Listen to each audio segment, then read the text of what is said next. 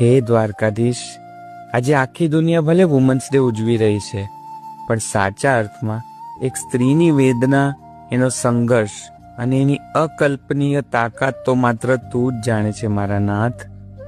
વાલા, એક દીકરી, પત્ની કે માં બનીને એ આખી જિંદગી બીજા માટે જ ઘસાતી રહે છે. પોતાના સપનાઓને ચૂપચાપ ડબ્બામાં બંધ કરીને ઘરના લોકોના ચહેરા પર એક સ્મિત લાવવા માટે એ રોજ કેટલીય કસોટીઓમાંથી હસતા મોઢે પસાર થાય છે. એના આંસુ કદાચ આ સ્વાર્થી દુનિયાને ક્યારે નથી દેખાતા, પણ તારી નજરથી ક્યાં કંઈ છુપાયું છે માધવ? હે મારા કાળિયા ઠાકર, તે તો ભરી સભામાં દ્રૌપદીની લાજ રાખી હતી. તે રૂકમિણીજીના અતૂટ વિશ્વાસ અને એમના મૌન સમર્પણને તારી પટરાણીનું સર્વોચ્ચ સન્માન આપ્યું હતું. તે મીરાના ઝેરના પ્યાલા હસતા